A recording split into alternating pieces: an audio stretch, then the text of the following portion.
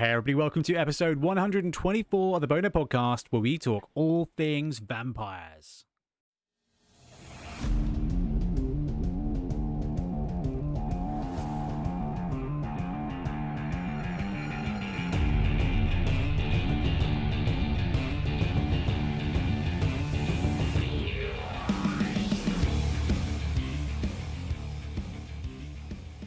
And jingle.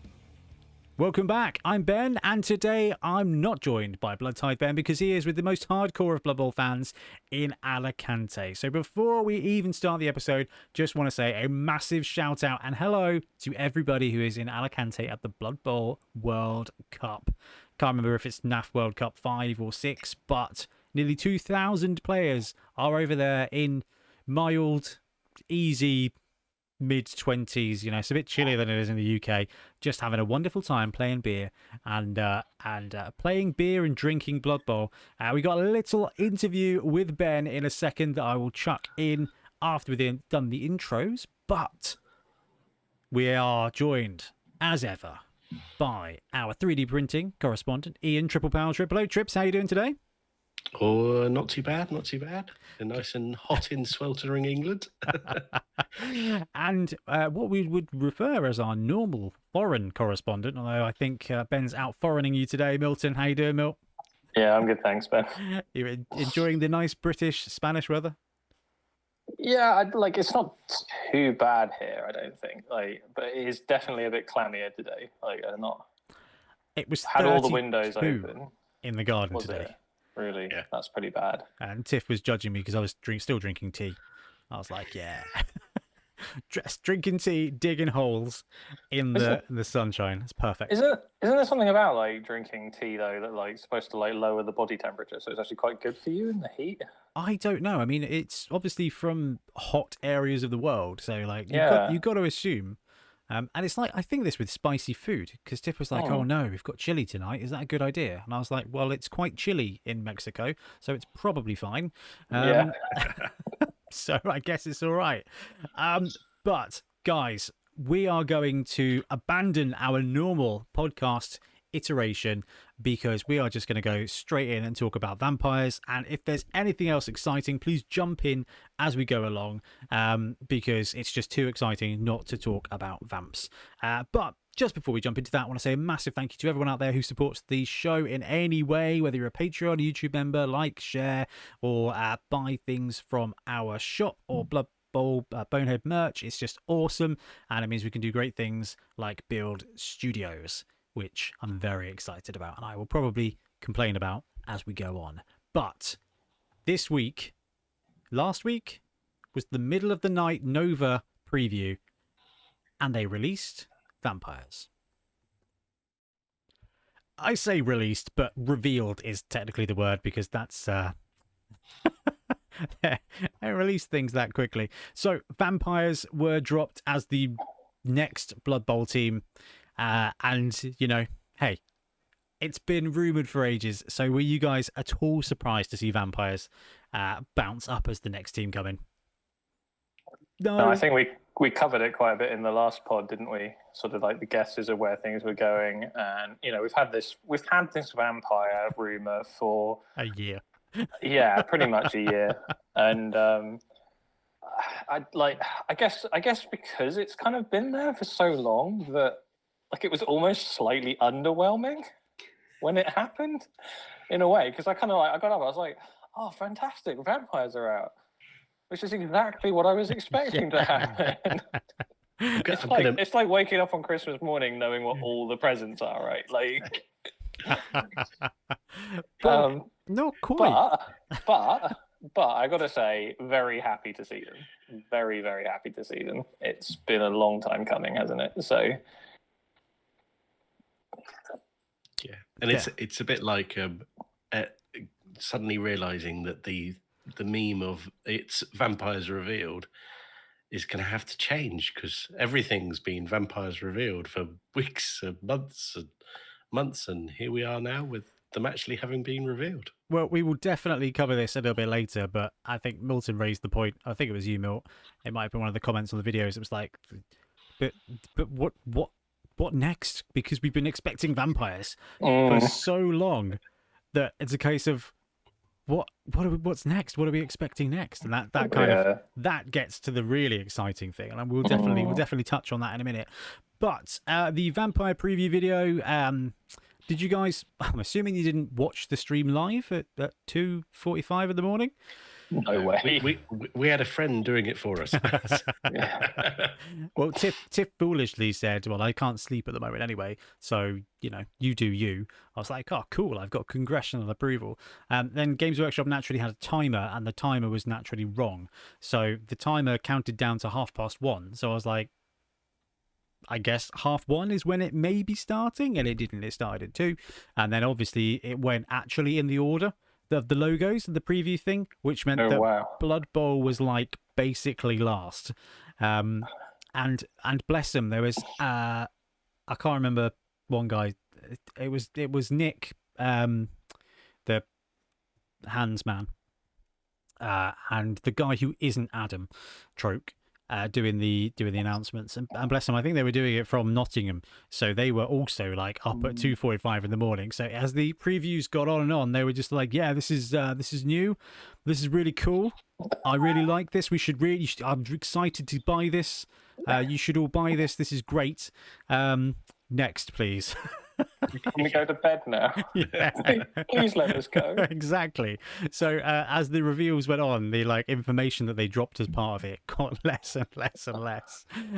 But so when it came to the Blood Bowl one, I was like, it is vampires, and they've told us nothing about vampires. That's not true. That's not true. Yeah. There was a couple of massive points that came out. The first of all is that vampires have got positionals. There is a vampire runner that was confirmed to be movement 8. There are vampire blitzers that I believe they said on the stream, according to one of the comments. I missed it, but one of the comments of one of our videos was like, they said they've got Juggernaut.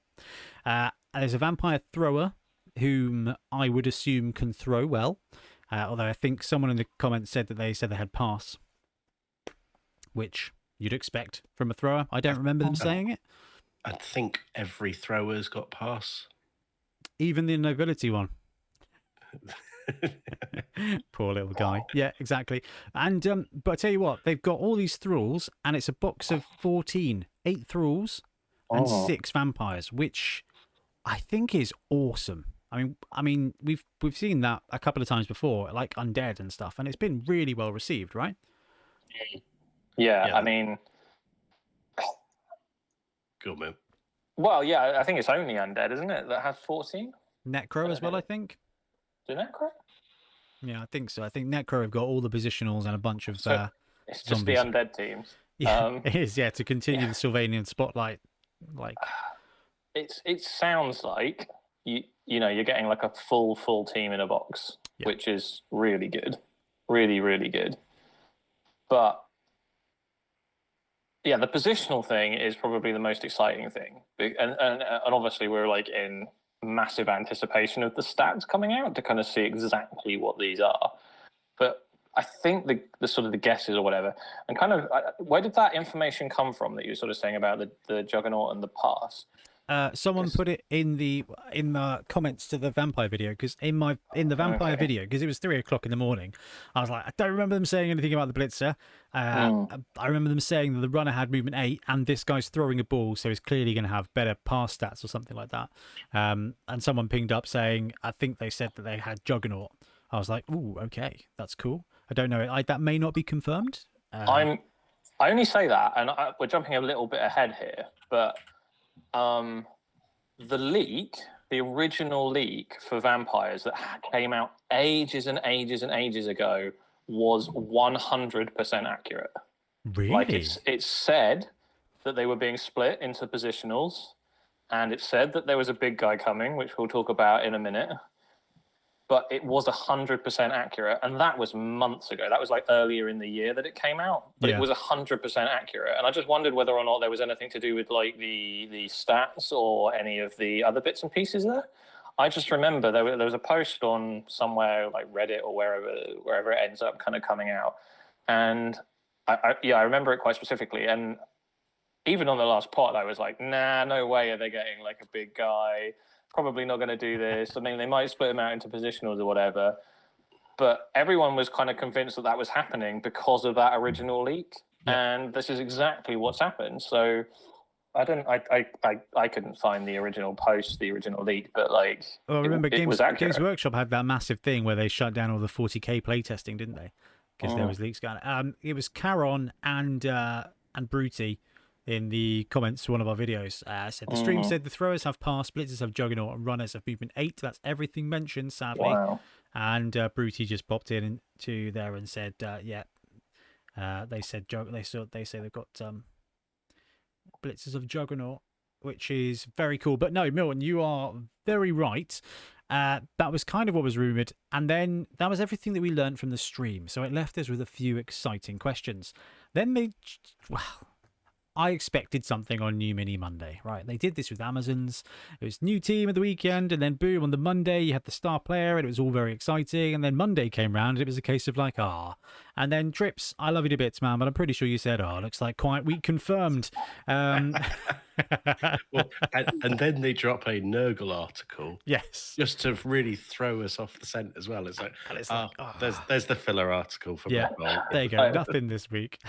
My favourite comment about that Nurgle article, though, Ian, was when you were like, yeah, well, Cyanide have like reposted the Nurgle article. Maybe that's a hint as to what the next team in Blood Bowl 3 is going to be. And I was like, but Nurgle are already in it. Oh, yeah. Yeah, that's how well played they are. Yeah, that's how, Blood Bowl 3. Bless it. Dear. So, you guys are right. They dropped this Nurgle article and it was kind of like, okay, don't worry about it. Like, it's going to be another week before they start brewing up the Blood Bowl thing, which makes sense because we know that Games Workshop have had distribution issues and they've got other stuff waiting to come out. And then, boom, they drop a massive few drops, and the first of them is that there is a big guy for the Blood Bowl team, and it's the Vargeist, which is a half vampire, half giant bat dude, right? Yep. I love this model. I also love that Brute Fun was brewing up a vampire/human team, so already had a model, and I had it already printed out, so that was quite cool. But this is wicked. I mean, we were hoping, right? We talked about it from a vampire point of view, didn't we? We were like, they need something. They need some positionals, or they need a big guy. And Games Workshop are like, have it all. Like, would you like fries with that? Yeah, definitely. You've waited a year, guys. Instead of having bits of what you wanted, you may have everything for vampires. And then they gave us dessert as well, in the form of the other 2 of the 3 star players that are coming out for the Undead thing. We've seen Ivan, the Animal Death Shroud. We kind of assumed that was going to be one of the spotlight ones. And then they dropped, we'll come back to her, I think. They dropped Luther, Count Luther von Drakenborg, who we kind of discussed as being expected. And I don't know, guys, like, I absolutely love this model. Yeah. It's probably my favourite from the release. I think this is potentially the best star player model that Forge World have done. In my opinion, I just think it's awesome. The painting is awesome, but just the pose, the poise, his little glasses, it's just such a cool model. You've got that classic vampire collar thing. It's just the movement in the cloak is also just really fantastic. Like, this guy looks like if The Matrix had been filmed in the 1600s. Yeah, he does look really good, doesn't he? It's the Matrix crossed with Blade beautifully. Yeah, you just need some techno music. However, like, I think it's important that we discuss good things and bad things. Someone did point out that he looked awfully like Salt Bay, and that is all I can see. Yeah, exactly true. So I think if we get that model, you have to cut the wrist off. So instead of doing that, he's doing that. I showed it to Tiff, and I was like, look at this. And she was like, that's really cool. And I was like, don't it look like Salt Bay? And she's like, oh, God. Can't unsee it now. I know. It's amazing. But, I mean, phenomenal. And I tell you what, I love the work they're putting into all of the Forge World models we've seen recently. even down to the basing. Like, yeah, the basing looks better. they've gone full showcase now. Instead of afterthought, this is showcase stuff. So Blood Bowl Rising as the premium piece. In the most ways, if you do this, if you cut the head off this model, you've got Karina Von Fangs, who is the new captain, Captain Karina Von Rice, who is another star player. Now, we'll talk about these star players in detail in a second. But cool running pose, cool little goth claws, and then potentially one of the worst hats I have ever seen. I don't know what they were going for here. Like, her artwork looks significantly better than the mini does, and I think the paint job isn't great. The artworks, if you like, kind of come back up to the like top of Warcom page, and then it sort of shows. I don't know whether it will still be there though, because like things might have moved on. Oh yeah, no, they've just got they've got rid of it. There was a big like banner with a piece of art of her on it, which I suspect will be in the spike and everything. Yep, that looked quite cool. Yeah, the mini itself is a bit funny, but looking at what it says underneath in the text, she's got dodge and jump up. So yeah, let's dive into some of the meat of this article, and I think this player is the best place to start. So yeah, the good captain could use dodge, weave, and jump up, making her a frightening scoring threat at movement 7. So this is why I'm referring to her as Karina Von Fangs. Is not only is she posed like Karla, but having that dodge bit, you've got to assume that as a vampire she's going to be strength 4.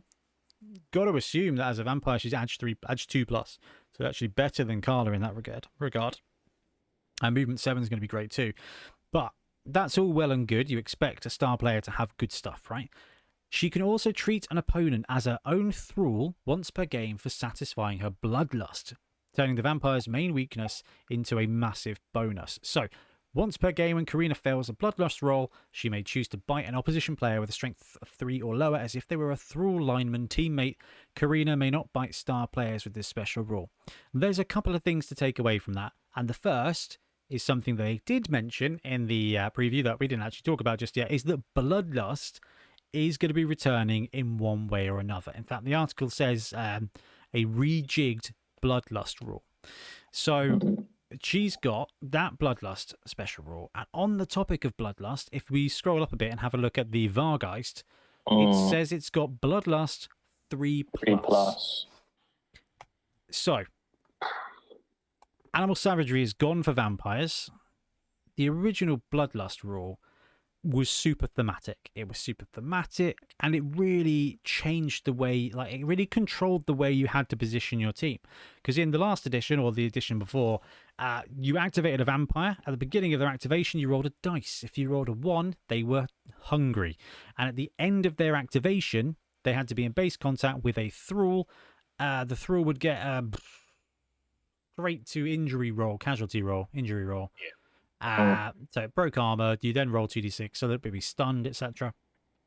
And everything would be fine. If there wasn't a thrall in base contact for that vampire to chomp on at the end of their activation, it was the off for a bite rule. So they would drop the ball, they'd drop what they were doing, and they'd run off into the stands to chomp on somebody else. And I believe it would cause a turnover, which was massive. Which meant you had to like really plan out your moves. It was, you know, it made vampires really challenging to use, and but it also was just a unique playstyle. Like, I love Slan because they're all about the jumping. We love Khorne because it's all about the frenzy. You've got to play around frenzy. Well, with vampires, you had to play around a sustainable food source, and the fact that they're bringing that back in one way or another is brilliant. And this Bloodlust 3+, it's not a massive jump to assume that standard vampires probably Bloodlust 2+, like they used to be, and this guy, because he's particularly angry, is a Bloodlust 3+. Yeah. Which is, I think, pretty elegant, but we don't know what the Bloodlust rule actually does yet. Yeah. So we don't know what the thrall rule is either. So is there going to be a difference for being bitten if you're a thrall or in a normal player? There's lots of potential tweaking there still. That's going to be... always thought that the off for a snap or whatever it was called, where they like leave, was it was a very like hard rule in the sense that like particularly if you lose your thralls. So like I mean obviously like a tactic to play against vampires in the old edition is you get rid of all the thralls and then the vampires are just going to like disappear basically. I always thought it was quite like, I mean, obviously it made the vampire team really challenging. So in a way, I kind of hope they soften it.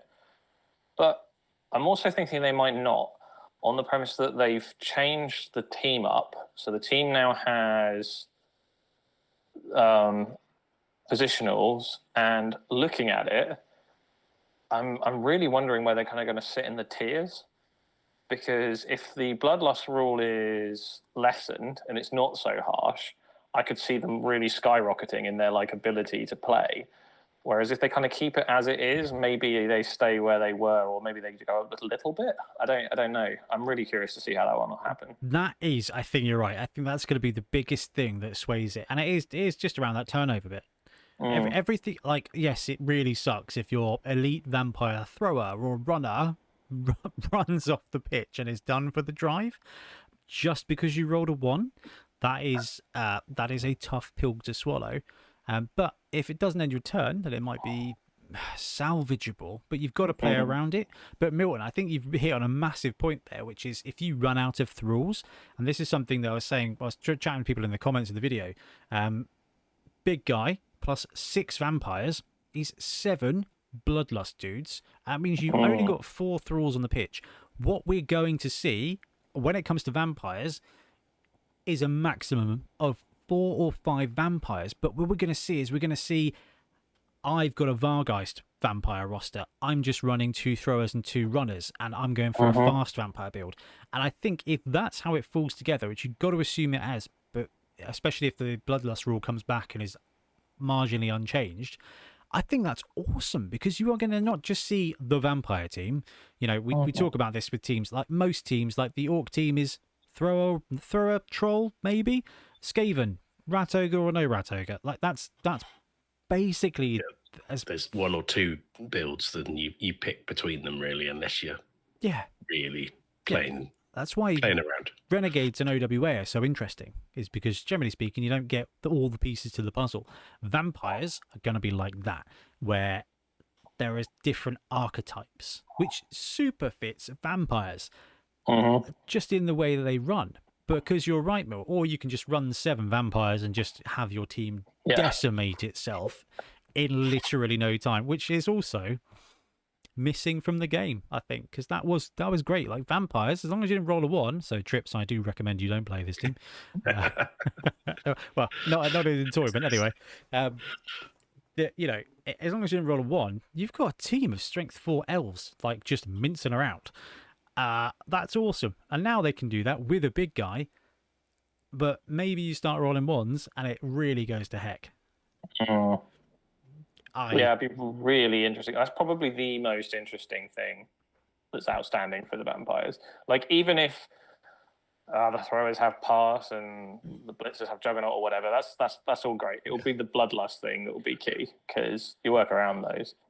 Now, so yeah, the Vargeist is super interesting, and that bloodlust thing is really interesting. I'm really wondering. I think I put a little poll out on Discord about what people thought was the most interesting out of this release, and Luther got the most amount of votes. The Vargeist came second, and Karina came very last bottom. I have a really funny feeling if she's well priced, she might actually be the best out of the lot. Oh, hugely so. The count used to be what, 350k in the old edition? He's just going to be like unusable, right? I mean, they've reduced the price of everything. They have, yeah. So, given like what we see with Griff and stuff, I mean, 300 maybe. But you're not going to be able to afford that very much. I don't think you're going to be able to afford it on a vampire team. You might be able to squeeze it in, unless you like literally stripped yourself back to just like a lot of thralls and Luther. I think there might be ways to squeeze it in and around the other Sylvanian I keep calling it Sylvanian families. I don't know what it actually is. Sylvanian families is fine. Yeah, I mean, I like the big expensive stars because they give you a lot of fun match play rosters to build, which I think is brilliant. And if you're bringing a new vampire team to an established league, you're gonna, if you get in that situation where you have 400k, you can take a big flashy star, and actually he's probably going to be powerful enough. But you're exactly right, Mill. This Karina Von Rice, Karla Von Fangs, if she's priced at 200, 210, and can play for all the other Sylvanian families teams, if strength 4 adds 2+ movement 7 with dodge, I think she might be beating Cheney out as the star of choice, at least for the Toomey boys. I really think she's the one to watch out for. But I guess we'll see when we get those stats. I have one concern. Bloodlust, again, like you said, we don't know about Bloodlust, but here it says, once per game, when Karina fails a Bloodlust roll, she may choose to bite an opposition player as if they were a Thrall lineman teammate. That makes me feel like the Bloodlust rule means that if you fail Bloodlust, you have to bite a Thrall teammate. We don't know if it's the beginning of an activation or the end of an activation, but it looks like as if they were a Thrall lineman teammate. If you run that on Undead or Tomb Kings, yeah, and there's no Thralls at all, does that mean that the first time you roll a Bloodlust, she's off? Well, okay, the second time you roll a Bloodlust, she's gone. Because that's actually really interesting. But that might be like the star player tax. She might have a well healthy price. She's got like 80k. Yeah, but she might just run off. That's secret weapon territory. That is secret weapon territory at that point. It is, yeah. Or it's an indication that the Bloodlust rule has changed, so that the effect is not so harsh. Yep. Yeah. So that you're right that they just kind of mince around. If you fail it, they just like lose their tackle zone or like whatever. Yeah. Lose their tackle zone. Hungry Bonehead instead would be fine, and that would work with her because then you're running her in Undead or Tomb Kings, and you know what? Sometimes she might bonehead and not be able to eat somebody to make it work. And actually, that would Mill, I think you might be onto that. I think.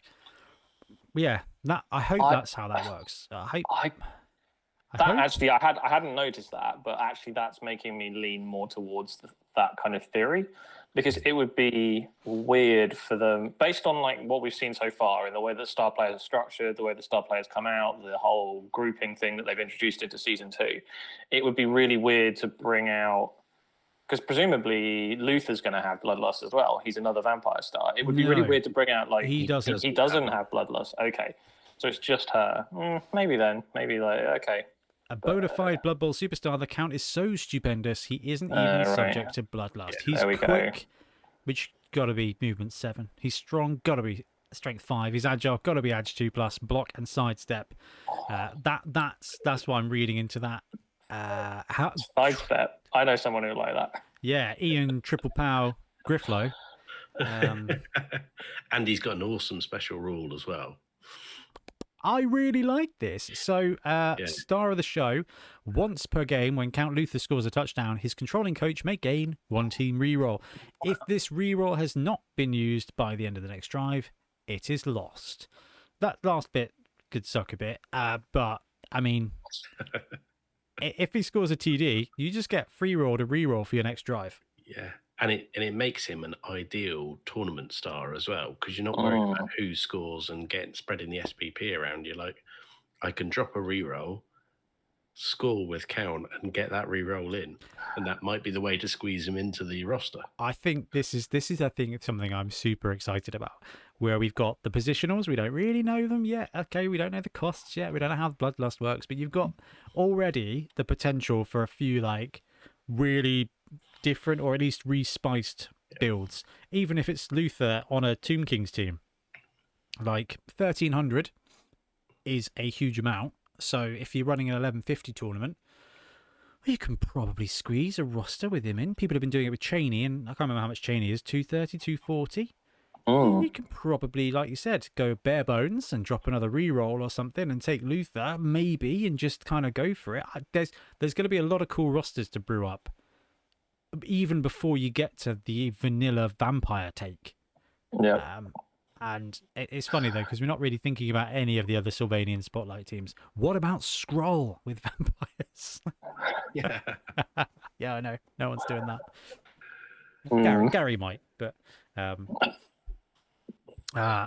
yeah, so there's a lot to kind of, a lot's come out, but still a lot of questions. The Vargeist, with his high strength and frenzy, so strength 5 frenzy, maybe even strength 6 frenzy. It's probably going to be strength 5, right? Strength 5, yeah. It's guaranteed to be going for the jugular. Just be careful not to fall foul of its Bloodlust 3+. Your thralls are really going to have their work cut out for them. So the vampires have got throwers, they've got blitzers, they've got runners, and they've got a strength 5 or 6 frenzy big guy. And if Bloodlust 3+ is the only nega trait there, that's pretty great. But I mean, how much are vampires in this edition now? Like the actual players, they're like what, 100, 120, 140? 110. 100 vampires are 110. Yeah. Okay. Oh. So we got throwers. You got to well. What do you think the thrower? What do you think the thrower is going to be as kind of compared to vampires as they are now? Well, see, this is the thing. I was wondering whether the Bloodlust, you might have a different Bloodlust number on the positionals. And that might be almost the way to go. Yeah, that positional is not the same old 110. It might be 95, but it might be Bloodlust 4+. Because maybe on a Blitzer or something like that, that would make sense for them to have more Bloodlust. That is interesting. I hadn't considered that. I considered that, the big guy makes a lot of sense. The other I don't thing, know. sorry, Maybe like for the thrower, like they'll probably have like reasonably decent passing, but maybe not so good edge. a little bit slower. Someone in the comments was saying that actually they could see the runner and or the thrower being reduced in strength to keep the price down so that you could afford a roster of all vampires. I don't think that's where it's going to go. I think we'll see the thrower. I think we'll see the thrower be the base vampire.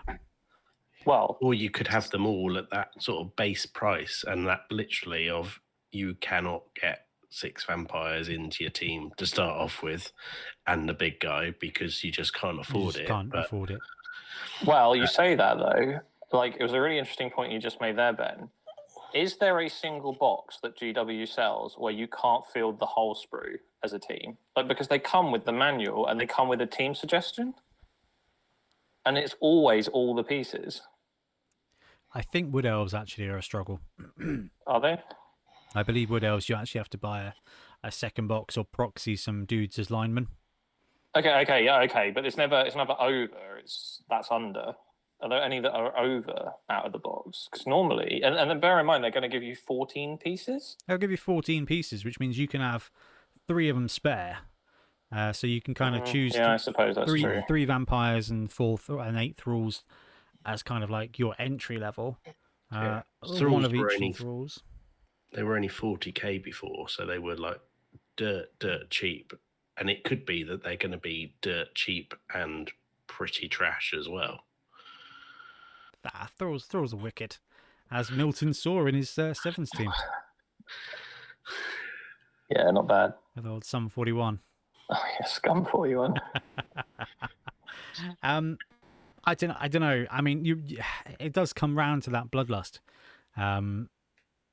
because if bloodlust, like Milton's saying, you just kind of, if it's more aligned with Bonehead, then actually you could run a team of all vampires. And if, some of them have got Bloodlust 3+, like the big lad, then actually it just becomes more challenging to do everything you want to do.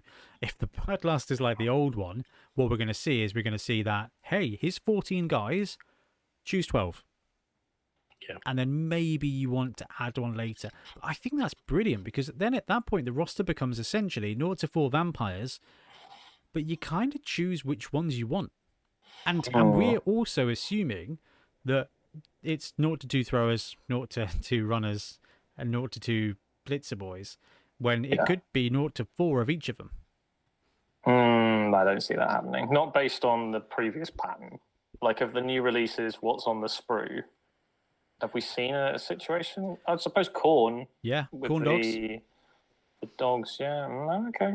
Maybe Well, then. just, I think it's unlikely, but it would be interesting to just be like, and actually from a business point of view, I if I was Games Workshop, I wouldn't be opposed to just being like, there you go, you can buy a second box. You can run all 12 vampires, but they are all going to just destroy themselves or walk off into the crowd. And if you want to run 4 vampire runners, you can definitely do that at movement 8 and edge 2+, probably. Could be really interesting. I don't know. I don't think that's what's going to happen. I think it's going to be like, buy a box and a big guy. You've got everything you could possibly want, and you're good to go, which is great for people coming into Blood Bowl. Because I was reading on how to start with Age of Sigmar earlier, and it was miserable, absolutely miserable. I much preferred learning how to do tax for my business. I much preferred that. I was watching Guerrilla Miniatures Games, and he was talking about the state of 40k because they dropped their balance document today, and he's like, Blood Bowl is a great example. You can come back to Blood Bowl, and some stuff's changed, but not a lot. Stuff still does what you expect it to do, and it's pretty great. I'm sitting there going, thank you, Ash. I agree with you completely. Which means that, and this is the other great thing about this team, the vampire thrower, if you showed this to a muggle and you were like, what do you think that guy is? They're going to go, is that a vampire? And you're going to go, well, yeah. And they're going to go, is he throwing a ball? And I'm going to go, yes. What do you think he does in the game? They're going to go, well, is he a vampire thrower? And it's like, okay, well done. Welcome to an immediate port into this game, as opposed to Warcry, where it's slithery snake knife man or knifey snake slither man. And it's like, what? So, you're right. Okay, good segue there, though. How do you guys feel about the aesthetic of the team? The vampires, I love. This is so properly horror themed, but they've got the spiky kind of armor that links them into the undead team, and you've got the classic Blood Knight aesthetic of the tall pauldrons and stuff. I love that. The thralls look a little bit lanky because of their billowy sleeves. That I'm not so sure on, but when we get the models, they may just feel very different. What do you guys think? I love the theme of the team and all together. I think it's one of those where you can clearly see they belong together as a team. The vampires, I love the fact that the vampires all have their own little individual twist and detail, and I think people are going to have a lot of fun with those. I think thralls, people are either going to love them or hate them. I feel like there was a leading question, Milton. No. It's an interesting one because I kind of have this tendency to be quite reactionary when we get a new Blood Bowl team as to whether I really like it or don't like it, and then over time I change my mind enormously. So this time I was like, right, I'm just gonna not make a quick judgment. I'm just gonna let it sink in, and at first I was kind of I didn't really like it. I thought it was a bit cheesy, maybe with all the sleeves and everything. And then a bit later I was like, I really like it. But then, and now I can't get this out of my head. I don't know whether you guys have seen the Mel Brooks movie with Leslie Nielsen in it called Dracula Dead and Loving It. That's all I can think of now. That's good with that. It's an old 90s film. It probably doesn't I think I may have seen it, but I don't remember it. It's probably not particularly politically correct these days or whatever. It's one of those kind of movies. His movies often aren't, right? But that's all I can think when I see them because of all the sleeves and stuff.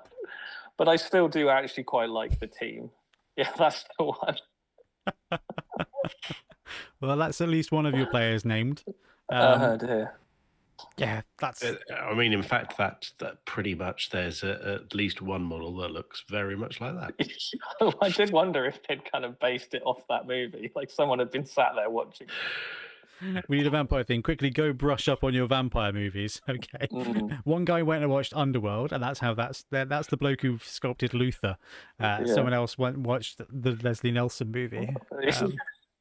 Now, there's a load of cool things about this kit. So the variable parts I really like to get some customization. So the throwers, one's got a bat wing, one's got an alternate head. You've got the runners, so I think they've got an alternate head. This guy's got a bat wing. You've got the proper like feral vampire head over here as well, which I think is really cool. And then even the thralls look like they've got multiple pieces because you've got the same position. He's got like a bat hanging off his arm. I really like that. And if you look at them, they've got puncture holes in their shirt where you can see the vampire is like bitten through. Yeah. So the actual level of like thought they've put into the team is you can't fault it. You can't fault it. A little bit does look like the Beast the Beast in Beauty and the Beast turned out to be a vampire and actually just went wandering through the street, and Gaston's had a bit of a snack attack. But that is kind of the style because you think vampires, you think Baroque, you think, I don't know, 1700s, and you think about this style. And it works on vampires, and the peasants, the thralls, they are true to form. And I think the cool thing is, when it comes to thralls, they're pretty replaceable because there's a thrall model.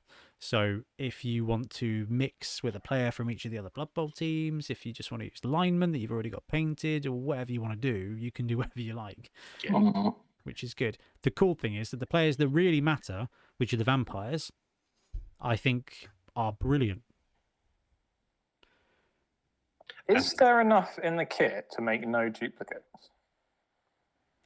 Or will the thralls get duplicated? You would assume so. As it looks like there's 4 different thrall models, and they've got different bits hanging off them. So, like, that guy has got the bat. There's another one of him that doesn't have the bat. That guy there is also this guy here, but he's got a little hat and he's got a raised fist instead of a downed fist. I think it looks like every player has got a couple of alternate pieces, like even down to the vampires. Like the Blitzer there has got vampire feral head. This one's got just helmet head. You've got the thrower who's got a throwing hand, but he's got a bat wing and a bat helmet. And you've got the runner where you've got a helmet and no helmet. So, I mean, every kit has got better. Yeah. I just, yeah. I mean, this is a solid win, I think, for me. A team in a box, probably more options than you're going to be able to run, and a theme that is just perfectly executed, potentially a little bit too well. But actually, I think it's going to be a brilliant lure for people to come into Blood Bowl, because vampires are very popular in fantasy games, aren't they, Mr. Dragon Lord, Undead Zombie Dragon -7 to hit? In the days. All right, don't track that back up. The nice thing about vampire models as well is because it's been the vampires are coming.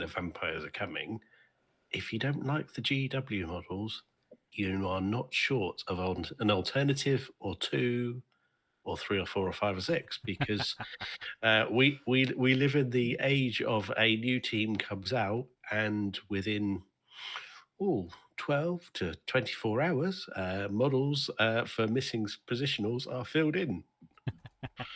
Yeah, so there's a couple of those kicking around. Brute Fun has been working on his vampire team for a couple of months. Love that. And they've got the Punga Kickstarter is currently live. They've got 12 days to go as we're recording now. We've got preview sets on the way. They've crushed their goal, but they have already introduced more players. There's also a very cool Witch Hunter team inside it, which is very, very tough not to just love the Witch Hunters. In fact, we weren't going to talk about their Kickstarter in full today because they're still adding stuff. One of the things they're adding is a set of witch hunters with weapons so that you can use them for like more time. Really? Yeah, because they've just done such a good job designing them. But they have made a very cool vampire team with what I would say is a more traditional fantasy vampire theme. You know, their heavy armor vibe. Yeah. Their thralls kind of look like extras from Mortal Kombat. Which, you know, again, there's something about thralls and hobgoblins that I've not seen a team match. Like either the vampires are brilliant and the thralls are okay, or the thralls are great and the vampires are awful. It's been a really interesting, and it's the same with Chaos Dwarves. Like I've never seen a pack where the Chaos Dwarves and the hobgoblins are excellent. So yeah, there's a vampire team there, and I think Grebo today announced that they're going to be dropping a vampire team straight up. No Kickstarter for them, just at the end of October on Halloween, they are dropping a new vampire team. So Trips, very much to your point, if you don't like the Games Workshop one, there are third-party variants available. You can get the Brute Fun Vampire team now, either from us or from another vendor. You can get the Games Workshop Vampire team soon, potentially, or, you know, you go to Kickstarter, wait a little while, or Grebo drops one, or you just go find one of the other ones. I'm still waiting on my last vampire team that I backed from Kickstarter. Well, not to mention Punga have another vampire team, don't they? Yeah. Sorry, Punga have... No big guy on that one.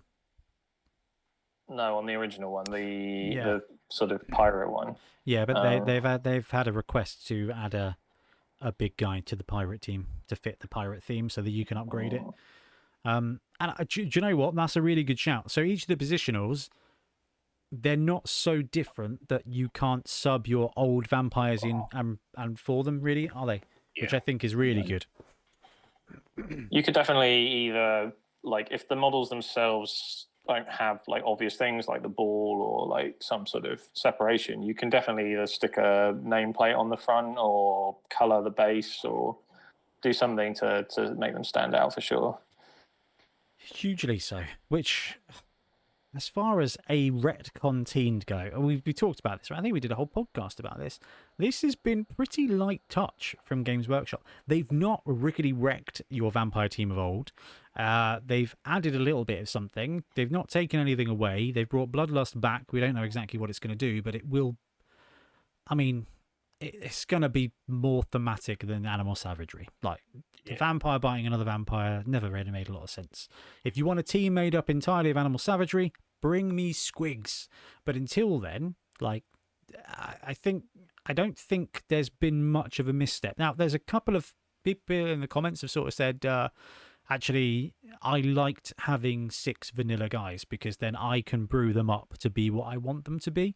But that, I think, rewards people who are going to play that team for 24 games.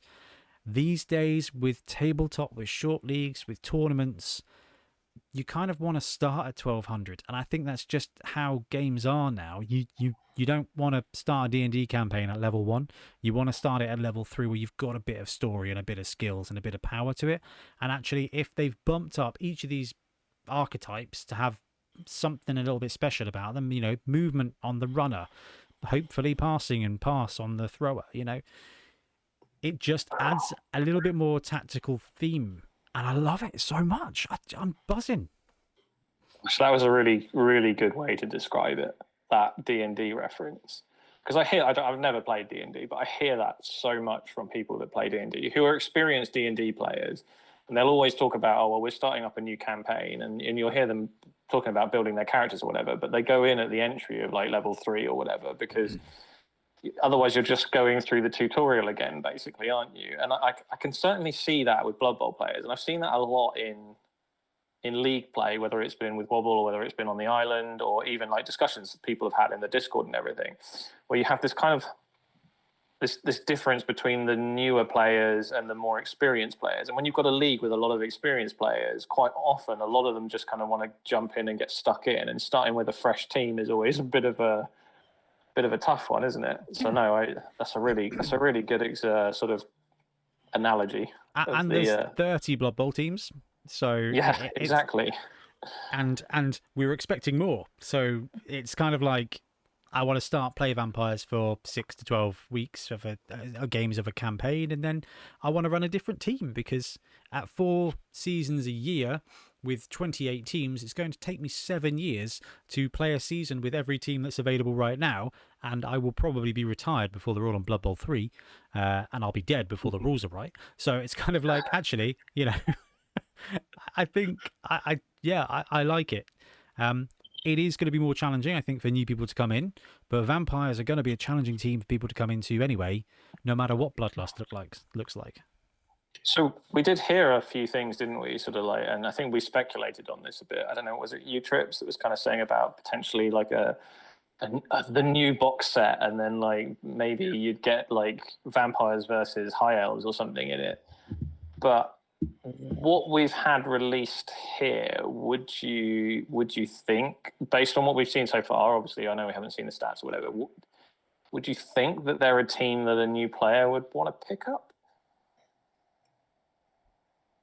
Don't think they're the simplest of teams to pick up, and I think if you had 2 newbies, they're not a good team. But I think if you had an experienced player and a newbie, because of the theme is really easy to get into, that's one easy way in. I think most of the Blood Bowl teams now have got enough skills to make it difficult to play without going, what does this skill do? And without going at the end of the first game, going, oh, that's what I'm not meant to do with that piece. I think it's that they're not the easiest team to play with, but yeah, I wouldn't tell a newbie to never play with them, because I think they're going to be fun. You're not going to play many vampire games and not get memories out of them. I think you're right. That's true. It's going to be a case of like, you can definitely run vampires, but you're not going to win at first, because they're going to eat themselves. But I think if you start out with a game like that, and again, that's because I was looking at the Age of Sigmar stuff earlier. If you buy into an army, or you buy a team and you expect them to be competitive immediately, and they're not, it can be miserable. But like, you buy goblins in any game, you expect them to be fun, wacky. Sometimes it's going to work out and be outrageous. Most of the time you're going to struggle and lose because they're hard to use. With vampires, disclaimer, they're a challenging team to win with, but they're a fun team to run. You're going to get loads of easy blocks, but sometimes they're just going to fail themselves out. And actually, I mean, if a new player wants that, I think the theme is so strong. I think the theme's going to really hit people. Whether it's too, Gaston or not, that's down to individualism. But I think the roster looks really fun. Like what they did with Amazons. Like, they took a roster that was kind of bland. They took a sandwich and they added crisps.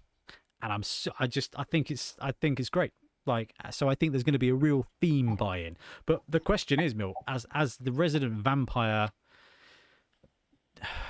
lover, we'll go with that. I mean, what you're seeing from the roster, what you're seeing from the models and the design aesthetic, have they hit the spot for you? Yeah, definitely, considerably more. I do not like the current state, like the previous state of vampires, and I couldn't stand them in 2016. Like, they were just not an appealing team to play at all. So yeah, I'm definitely intrigued. I think the split of the positionals is probably the thing that draws me in the most. I did not like the whole vanilla 6 guys. It's really annoying you kept making that Gaston reference, because now all I can think of is no one bites like Gaston. Yes, exactly. Stuck in my head now. No one throws like Gaston. But no, like, for me, yeah, I'm really sold on them. Yeah, I mean, in some way or another, I suspect I'll end up with a vampire team, but I'm really waiting on the rules to see how they play out. What about you? Do you think you'll play them? Do you pick them up as a regular team?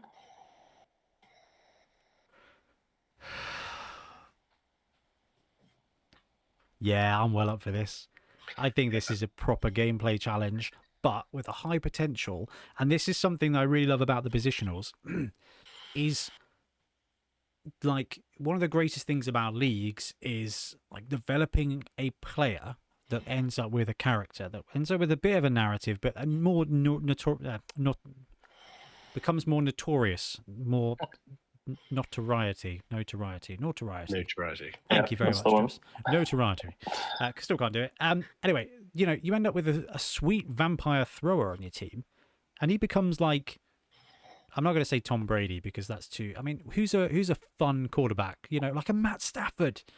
Like, you've got this something special, like Jay Cutler in that one year he was on the Dolphins and destroyed the Patriots just for the lols. Like, you end up with a character, and actually vampires I think are going to be a short stop for that, and that's why I like OWA and Renegades, because you end up with a bunch of characters. And I think vampires, because you can have a Vargeist, a thrower, a blitzerman, and 2 runners if you want. Like, that's a good gaggle of, like, it's like Firefly on the Blood Bowl pitch. I guess you have to model the Vargeist with a funny hat. Yeah. The Janestown. I think they're going to make a really fun tournament team because of the fact that there's no longer a vampire build that you could very quickly see the next few tournaments coming up. You could see 4 or 5 vampire teams and go, I've seen 5 different vampire team makeups, particularly when you go down the what have you given your skill for in detail, because is pro on the vampire going to be the thing you want to do now, or are you going to want to go actually down super specialist skill way? So do you think they'd make a better tournament team than a league team then, Trips? I think it very much depends what your league is like. If you have a high bashy league, I think the threat of consistently losing all your thralls and being stuck in journeyman hell with vampires is a bit dangerous. Or if you lose a couple of positionals, and they're very expensive positionals, expensive teams in league can really struggle because you can get to the point of going.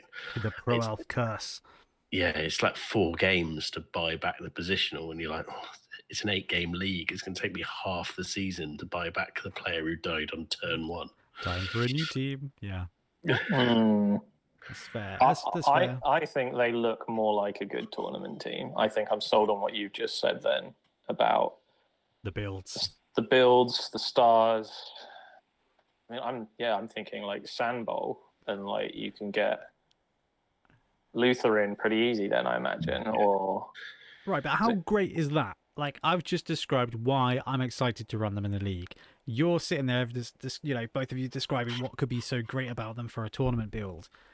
Like, they've taken this canvas and they've potentially brewed it up with the potential for it to be exciting no matter what your angle is. Like hobby, thematic team, tons of options out there.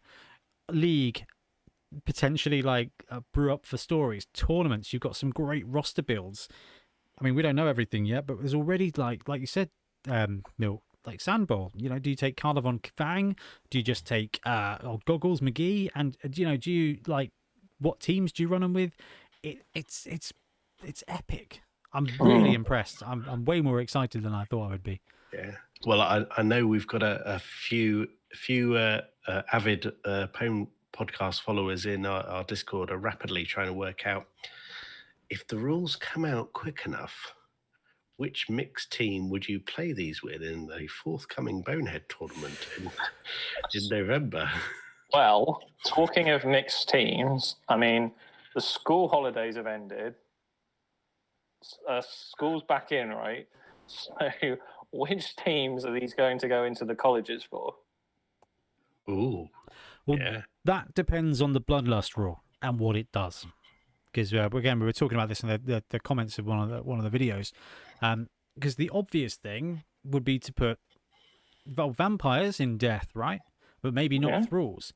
But if Bloodlust requires a thrall to eat, then the thralls have to go in death as well.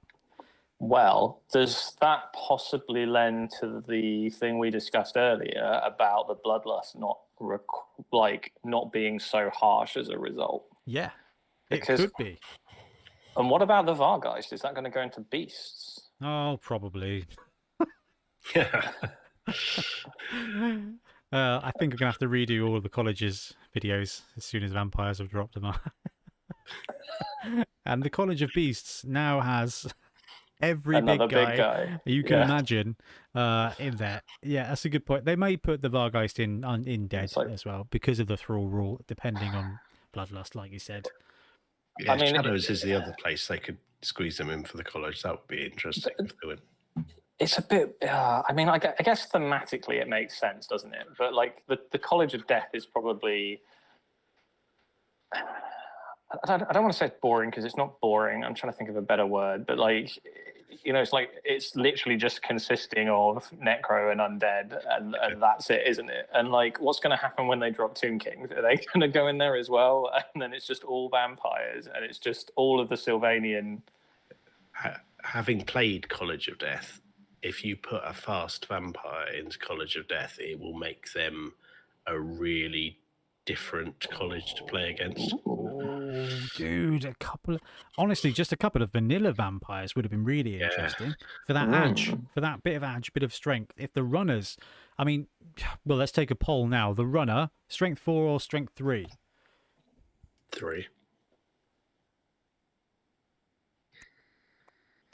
I don't know. From Well, a gameplay point of view, 3 makes There's an more interesting sense. thing. Because what if they split the positionals across the different colleges? So you've got like throwers in shadows or something. Yeah. I don't Cannot think tell you they're how. going to have. Well, they've got the Skaven thrower. Shadows don't need any more throwers. They've got the best thrower in the game. What are you chatting about, Willis? I don't think they're going to have the same stat line across the positionals. I think we'll see slightly different stat lines as well as a different skill base. Well, given that the runner has been declared as being movement 8, I think you're right, Trips. I think there's potential flexibility with the others as to be whether they're going to have better strength or armor or whatever. Because I think Secret League teams, there's a couple of Vampire Secret League teams, and the Blood Knights ended up with worse agility but better armor. And I wouldn't be surprised if the combat piece, the Blitzer, kind of goes that way. Like they end up being armor 10 plus or something, and potentially lose it. Like if the runner loses a point of strength and the Blitzer loses a point of agility, you might be able to balance them so they come to around about the same cost to make it more affordable. Yeah. That would probably be how I would do it. Actually, that's not Yeah. fair. I'd have strength 4 gutter runners. It feels like the positionals have got to be almost downgraded slightly across the board because vampires never had a big guy before. So actually, if you had 6 vampires and the big guy, then you are top heavying them in terms of strength potentially. Well, did you say the vamps were 110 in the old edition? So let's just assume that they balance it out so they're all still 110. That's 660. Big guy. How much is the Yeti? 150 was it? Was it more? 140, The Yeti 150? is 140. Perfect. That's 800. Bloodspawn is 160, who feels reasonably close as well. Yeah, let's say 800 just for the sake of maths. So that's 7 players. Then 5 thralls at the old price of 40. We're doing 12. That would be 1,000. No rerolls. 1,000. Yeah. But 12 players and 7 potential vampires. And actually, you know what? Let's just say 4 thralls. You got 40k then to play with if the Bloodspawn is if it's Bloodspawn price, if the other positioners are more expensive. So you could YOLO it and have all those vampires, and I think it's got to be done at some point, just for pure brilliance. That's what's in the box, though, isn't it? If you took the big guy out of it. Oh, you got 8 thralls though. Yeah, there's 8 thralls in there. Okay. Tons of thralls. I really love that. I think actually them giving you all those thralls gives you that flexibility, so you can start with 3 vampires if you want to. 3 vampires, 8 thralls, and a bunch of rerolls to kind of one of each to brew it up, start your team up. I think if that's how that works out, then that I think is just I don't know if it's been done. The game feels like it's got a lot of care about it at the moment, and that feels like a really good quality of life piece that they're starting to do. Like, here's the team and the stars, and do you know what? You buy a box, you're good to go for a bit. Yeah, and you're going to need the thralls with vampires as well, because if you do have a vampire missing for next game, that's going to hit your TV quite a lot. You're going to need to journeyman in. Oh, that's when Goggles comes in. Depending on how much he's going to be. I'm just looking at that screenshot you got there. Is that a sneak peek of the pitch? It is, yeah. Yeah. And I've started printing us one. Nice. I've got 3.5 foot of walls in the background to be the side of the pitch. I'm gonna print a big old rug tile down the middle and just square off and just put like stone squares for the other one.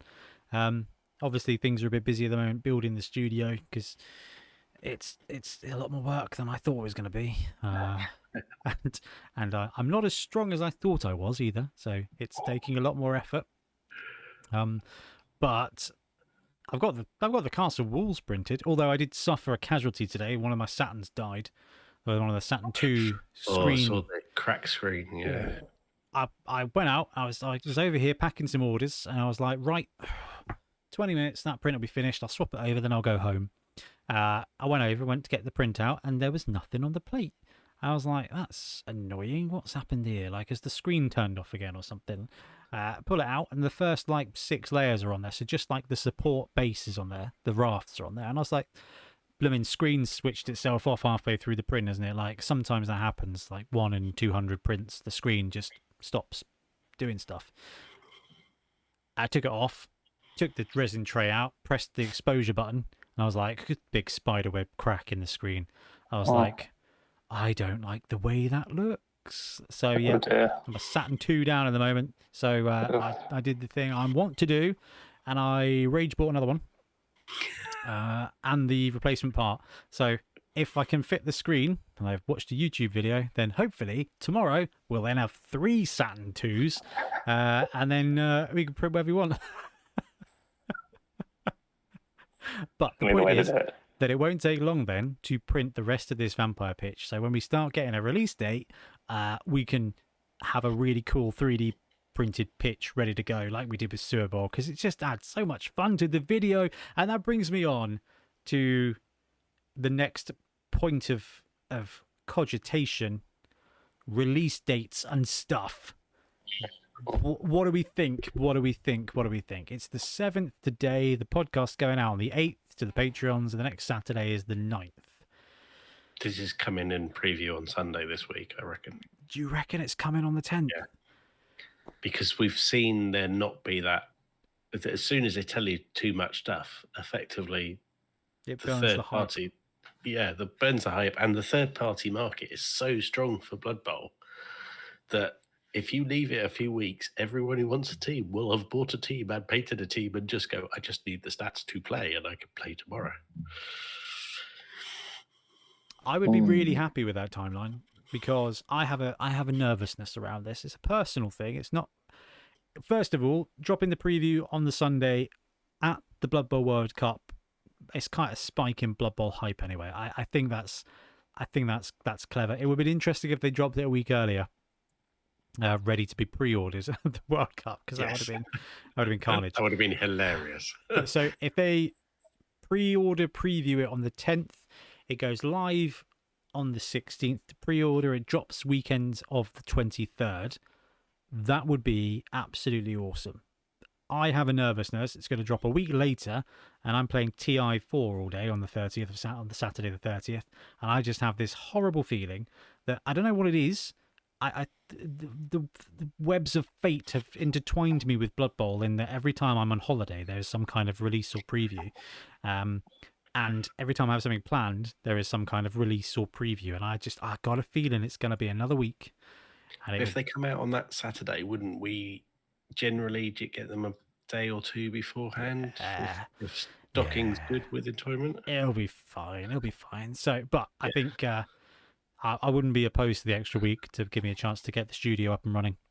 Otherwise, it's going to be, hey, Tiff, sorry about this, but the new dining room that we just decorated is now the studio. Remember this from our other house? Yeah.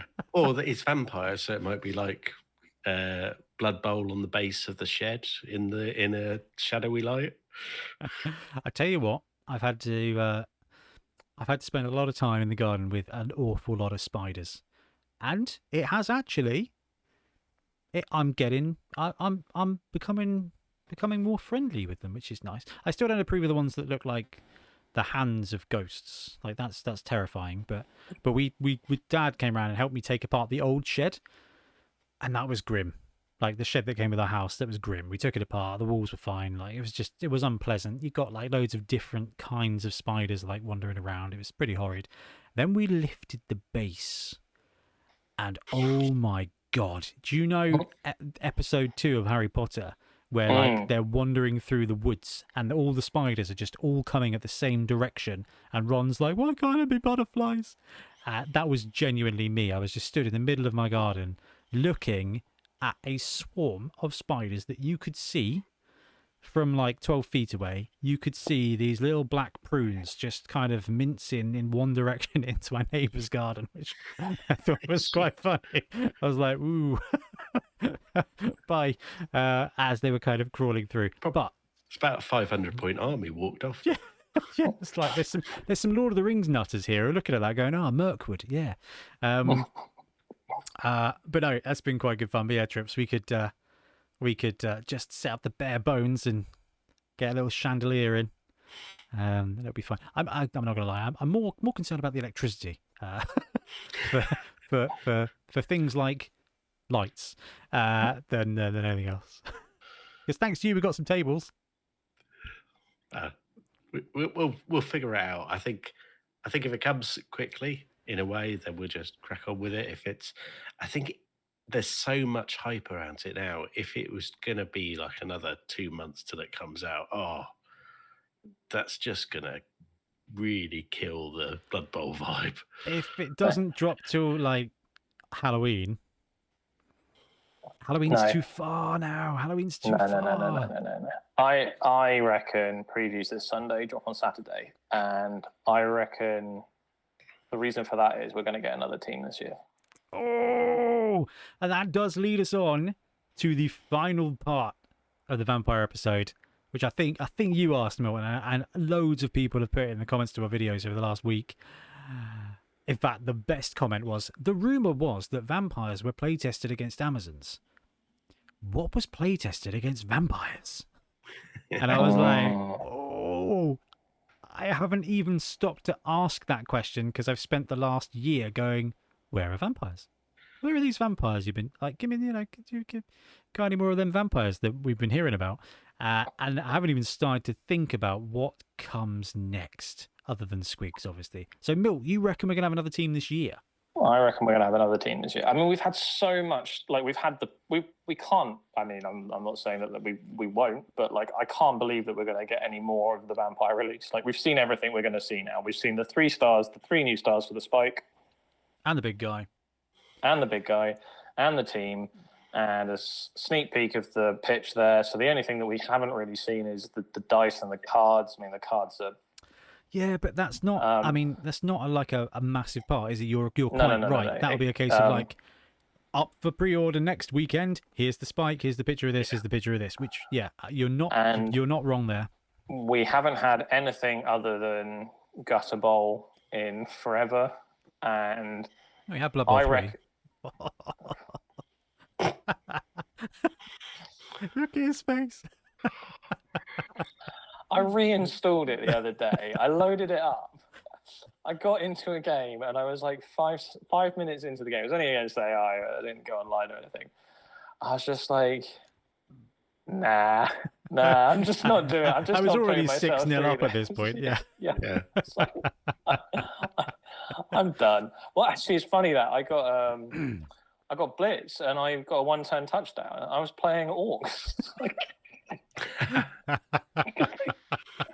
They just left me alone. I love this. I really hope that people who start out by playing Blood Bowl 3 just do a little bit of something else before they come to an event or a league and be like, oh, this will be easy.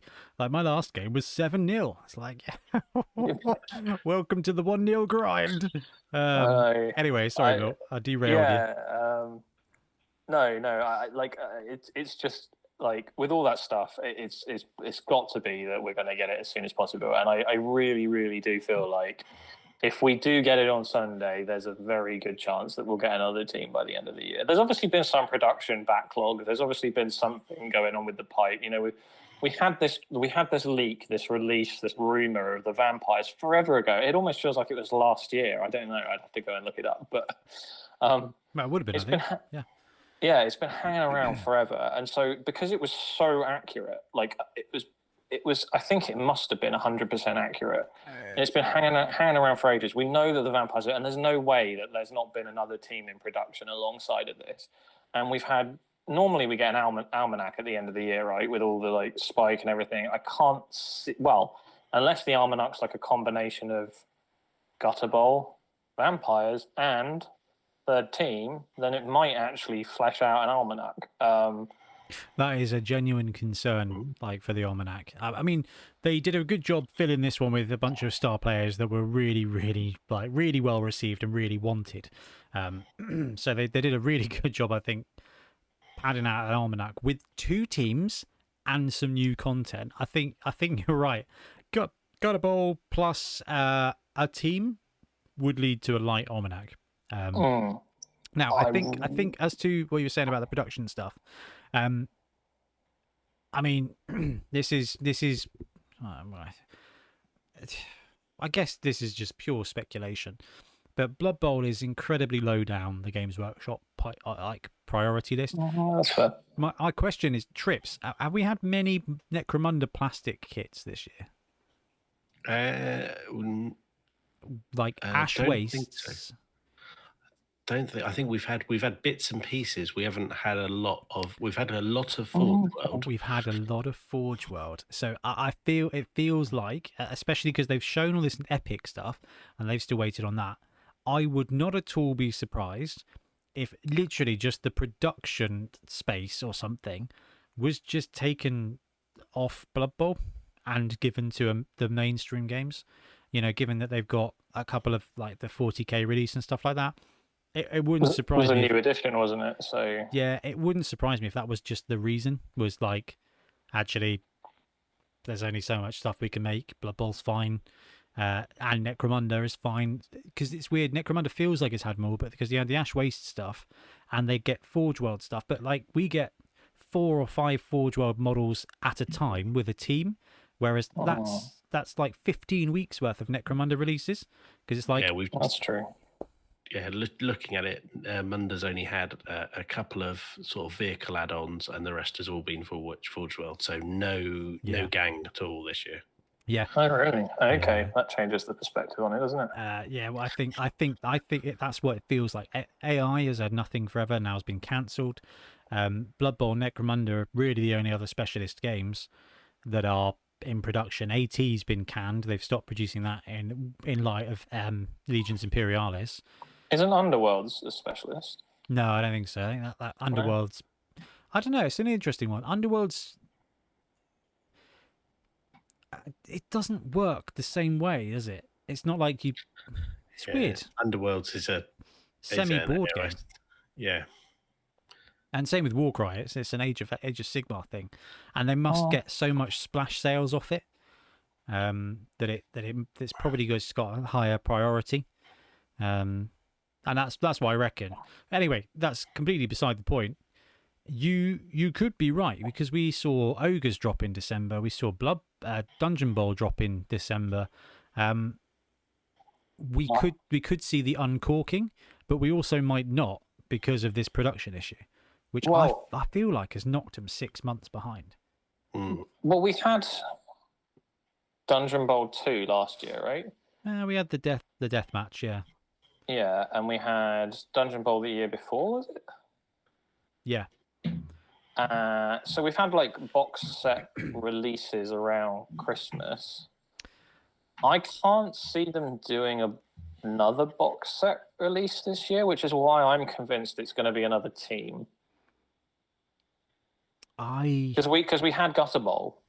I Right, think and Gutter Bowl I think a wasn't, death match at Christmas. That would be my prediction. But maybe I'm just kind of like lowballing myself. Or Dungeon Bowl 3. Yeah, another Dungeon Bowl death match. Right. Oh, Undead. College of Death. Oh, they've already gone to College of Death, haven't they? Yeah, they did that. Oh, that's a shame. That would have been perfect. That would have worked. Yeah, to sneak a vampire template into that. I mean, regardless as to whether it's Christmas or not, which obviously I hope we get some spicy stuff towards Christmas, and I hope we get every 3 or 4 months we get something good now. Where are they going next with this? This is the third team of Legend in a row, and quite frankly, I think they've done a great job with all of them. I mean, we don't know what Bloodlust is going to be like, but I think worst case scenario goes back to 2016 rules, and actually that's manageable. Best case scenario, they tone it down a bit, like you suggested, Milt. Yeah, it's an interesting one. I don't know whether it's because Ben's been painting high elves and Craig does nothing but talk about high elves all day. I think it's high elves. Yeah, I've just got it in me that like we're going to get high elves this year. High elves before Christmas. Who doesn't love high elves though? I mean, Trix has run high elves. You and me are old school fantasy high elf players, right? Yeah, I mean, I would love that. I think that would be really good. I don't know. I think I'm just maybe slightly influenced by my surroundings, but it's just. Oh, Trips, that's flipping horrible. Oh, I don't know if you can see that. That's just a horrible picture of the spider on your wall downstairs. That is horrid. How do I delete that? I wouldn't be surprised if high elves were a good team to play test against vampires, because there was a little bit of a elfie link there, and even within the articles. My recently deleted folder on my iOS is Aragog and your spider. Yeah, you're not wrong, but I mean, what if I mean, we've just had 3 teams of Legend. Games Workshop love brewing up new stuff. We've had Khorne, we've had Nobility, we've had Blorks, we've had Snotlings. Well, we did talk about the whole Slanesh thing.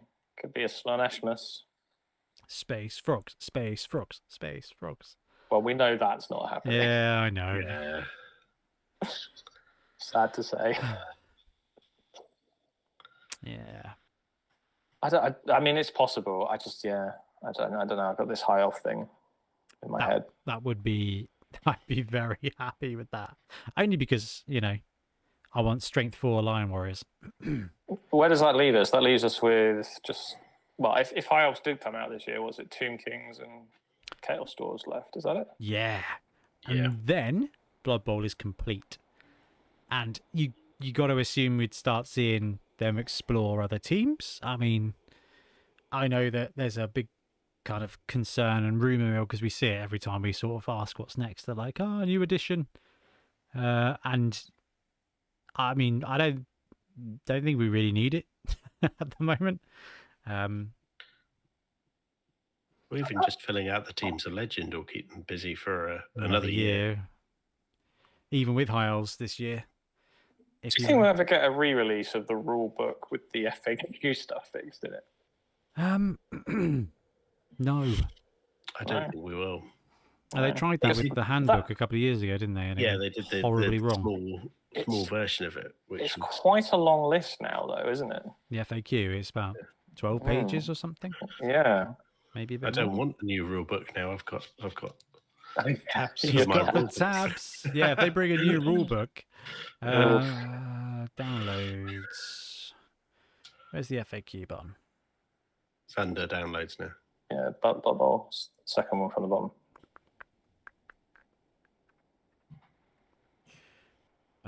15 pages. It's like another book in itself, isn't it? Although a lot of it's just like Q&A. Most of it is some really I love some of these. They're just really yes, that's how it works. Like, yes. And the last 2 pages are the tier list and megastars. Got to assume that Luther will be a megastar. Oh, so he's going to get taxed on top of potentially already being expensive. I reckon. Well, he might be, but he won't be before May because there's not going to be enough play testing with him in before November, you would have thought. Unless he comes out as a megastar. They'll update this when the team drops. That would be my money. And it'll spark panic in the community. Like it did last time. When they were like, there's an FAQ. The FAQ's changed, but no one said anything about it. Then I had to record several videos in short succession. Didn't they update the FAQ like 3 times? No, that was the last time they dropped it. They updated it like 3 times in 12 hours as they corrected their own corrections. My favourite one was the post about the black coach this week that was released with a big pink box that said placeholder. That was quality. I really enjoyed that. Anyway, before we completely digress, any more thoughts on vampires other than please tell us what they do and please tell us how much they are? No, I think we've covered quite a lot of ground, haven't we? I mean, we need to see the stats, but we're not going to see much about the stats. It'll be interesting to see if they have any fun inductions, inducements. Oh, God, I haven't even thought about the inducements. Oh, come on. Let's have a wizard. A vampire wizard. Yes, everybody needs a wizard. Yeah. They'll have something which we'll look at and go really interesting and no one will ever take. That was fun. That really made me laugh. Yeah. I mean, if you're Milton, you're probably waiting to see how nice the dice are because there's probably a space on a shelf somewhere that needs the dice. I'm very hopeful because the team colours are red and black, and I'd love another set of red and black dice. So we hold out hope. Although they've done some really weird things with the dice colours, like where the team would be one colour and then they'll just like throw something completely different in the mix. I mean, there is that potential because the first Chaos run were red and black, and we've had red and white ones recently. So we'll see. I am looking forward to seeing the pitch. I'm looking forward to seeing the pitch rules, especially as it's in like a grand hall. They tend to come up with some nice little fun rules for that. But quite frankly, guys, I am looking forward and I'm really hoping that they are going to have. I love the little like 2-page, 3-page league rules with a different kickoff table and like. Here's an inducement just for this league, and I love all that stuff. I think it's just so much fun. So I'm looking forward to that bit because that's just a proper good read. I think this pitch is going to be brilliant. I love the design of it. I'm sure the dice are going to be great. Like you said, Trip, some fun inducements. 1 or 2 of those would be great. 3 cool star players. Great box team. This is wicked. I'm really happy with this. Yeah. I don't even care what they drop next. If they drop something else this year, I will be ecstatic because the tempo returns to normal. Part of me thinks that they're in a 2 per year release mode at the moment, and production has hit so many games because the last month of previews we've seen like basically nothing, right, Trips?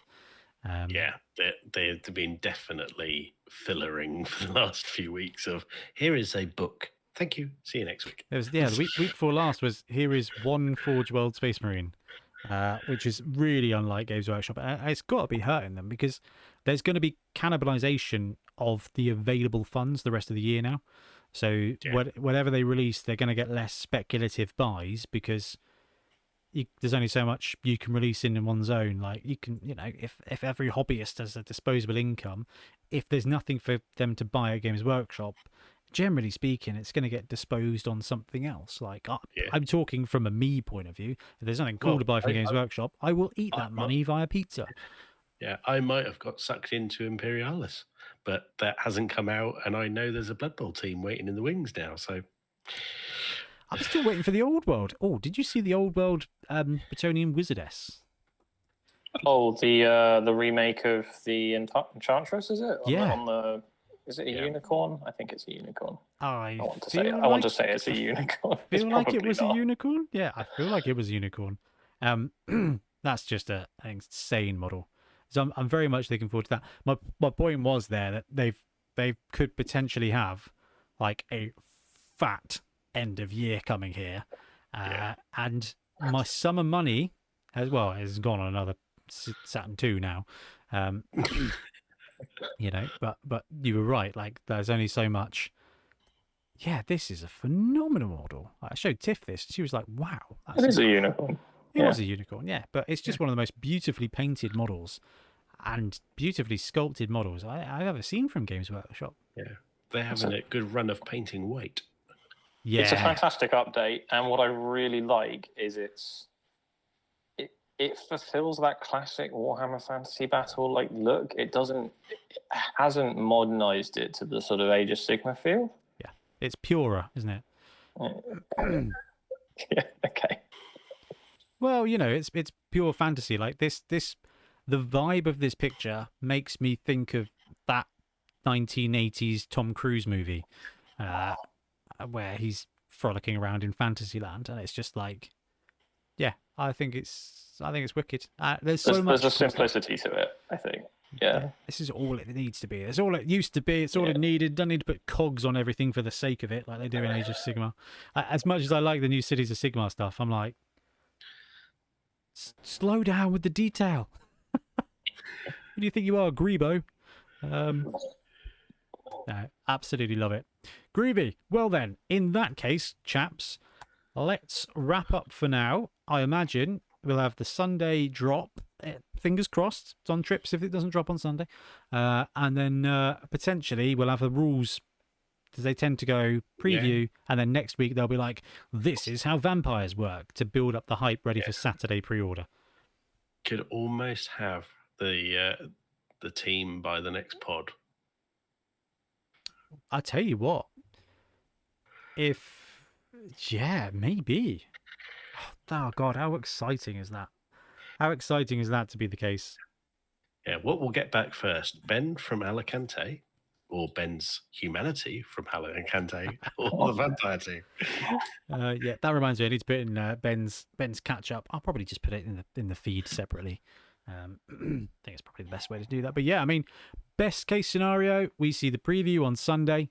It's out for pre-order on Saturday. We get our hands on it the 20th, 21st, and we can do a live stream on the Thursday. It seems to work for us normally, doesn't it? Thursday the 21st. If not, it'll be Thursday the 28th. If not, it'll be Thursday the 5th. No matter what, we'll get that as soon as possible, because that's just going to be so much fun. And then we're brewing our way on down to Bonehead Bowl, which is going to not long now. Not long now. Which then means we're brewing our way down to my child being born, which... Yeah, that's like an entirely new release. Yeah. Yes, a release that Tiff is concerned about significantly. Comes with a different rule set and a different set of skills. Yeah. You're telling me she's not concerned about Bonehead Bowl? No, she's like, how much is this release going to cost? And I was like, less than yours. Yeah, anyway, got in trouble for that one. Right then, chaps, it's wonderful to catch you. It feels like it's been a while since we've all had a chat. But yes, I'm glad everyone's doing well. Hey, those of you at the World Cup, good games, have fun, and everybody else, thank you very much for joining us. We'll be back soon with more bubble content. Happy blocking. Thanks very much for watching. We really appreciate your support. If you want to support the channel even further, please like and subscribe. It really does help us out. Or come join us on YouTube Members or in Patreon, where you can get exclusive access to some content, some loot, early access to basically everything we do, as well as regular competitions. Or you can pick up some Bonehead Podcast loot either on our website at boneheadpodcast.com. We've got the Dungeon Bowl things, we've got tokens and stuff like that, or on our Spreadshirt site as well. Everything you do just helps us make more content and hopefully do it of better quality. Anyway, thank you very much for watching. Happy blocking.